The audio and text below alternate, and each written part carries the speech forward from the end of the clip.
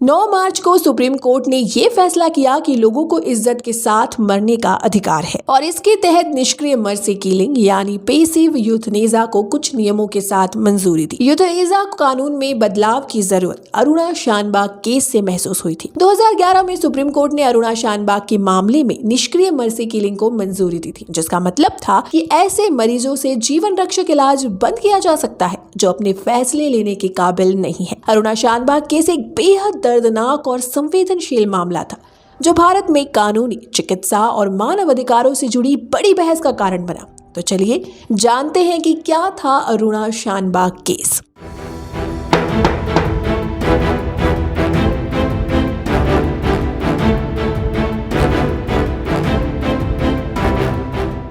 नमस्कार दोस्तों, स्वागत है आपका आपके अपने चैनल लीगल दोस्त पर। अरुणा शानबाग नाम की महिला मुंबई के किंग एडवर्ड मेमोरियल हॉस्पिटल में नर्स के रूप में काम करती थी। 27 नवंबर 1973 को अरुणा ने ड्यूटी पूरी की और घर जाने से पहले कपड़े बदलने के लिए बेसमेंट में गई थी। यहाँ अस्पताल के वार्ड बॉय सोहन लाल बाल्मीकि ने उस पर हमला कर दिया, फिर उसके साथ दुष्कर्म किया।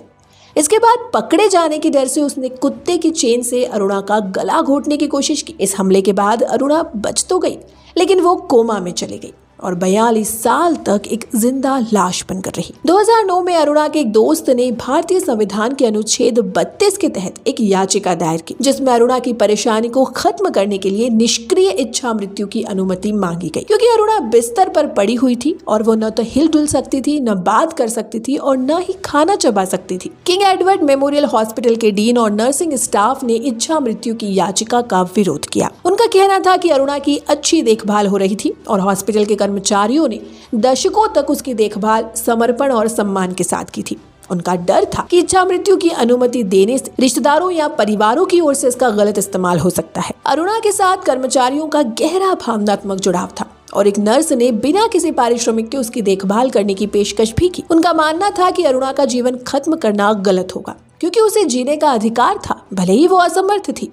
इसके अलावा चूंकि अरुणा अपनी सहमति नहीं दे सकती थी, तो हॉस्पिटल ने सवाल किया कि उसके बिहाफ में निर्णय कौन लेगा। याचिकाकर्ता के वकील ने भारतीय संविधान के अनुच्छेद 21 का हवाला दिया, जिसमें जीवन के अधिकार के साथ साथ सम्मान से जीने का अधिकार भी शामिल है। उनका कहना था कि इसमें सम्मान से मरने का अधिकार भी होना चाहिए। अरुणा की स्थिति को ध्यान में रखते हुए वकील ने कहा कि उसे जीवित रखना उसकी पीड़ा को बढ़ा रहा था। उन्होंने कहा कि भोजन बंद करने से उसकी मौत नहीं मानी जाएगी क्योंकि वो पहले ही लगभग मर चुकी थी। सुप्रीम कोर्ट ने सक्रिय और निष्क्रिय इच्छा मृत्यु के बीच अंतर बताया। सक्रिय इच्छा मृत्यु में जानबूझकर किसी व्यक्ति का जीवन खत्म करना शामिल होता है, जो भारतीय दंड संहिता के तहत अपराध है। वहीं निष्क्रिय इच्छा मृत्यु में जीवन रक्षक इलाज को रोक देना शामिल है, जिससे व्यक्ति को स्वाभाविक रूप से मरने दिया जाता है। अदालत ने ये साफ किया कि सक्रिय इच्छा मृत्यु में जानबूझकर जीवन खत्म करने की प्रक्रिया होती है, जबकि निष्क्रिय इच्छा मृत्यु में इलाज रोकने का निर्णय लिया जाता है। सक्रिय इच्छा मृत्यु की याचिका को खारिज करते हुए सुप्रीम कोर्ट ने निष्क्रिय इच्छा मृत्यु की अनुमति देने के लिए दिशा निर्देश जारी किए। कोर्ट ने कहा कि हाई कोर्ट को ऐसे मामलों में निर्णय लेने की जिम्मेदारी दी जाएगी। मुंबई दुष्कर्म मामले में हैरान करने वाली बात यह रही कि नर्स के साथ हैवानियत करने वाले को सिर्फ 7 साल की सजा काटनी पड़ी। साल 1980 में वो जेल से बाहर निकल आया और नाम और पहचान बदलकर दूसरे हॉस्पिटल में फिर से नौकरी करने लगा। सुप्रीम कोर्ट ने अरुणा शानबाग मामले में निष्क्रिय इच्छा मृत्यु को वैध कर दिया,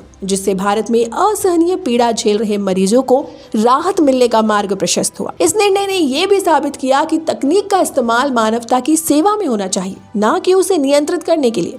ये निर्णय मानवीय अधिकारों और करुणा का महत्वपूर्ण पक्ष सामने लाता है, जिसमें हर व्यक्ति को सम्मान से मरने का अधिकार है। 42 साल तक मानसिक और शारीरिक तौर पर वो दर्द झेलने के बाद में 2015 में आखिरकार अरुणा का निधन हो गया। तो दोस्तों, ये था हमारा आज का वीडियो। आज का ये वीडियो आपको कैसा लगा, हमें अपने विचार जरूर बताएं। मिलते हैं आपसे एक और नई वीडियो के साथ, तब तक के लिए धन्यवाद।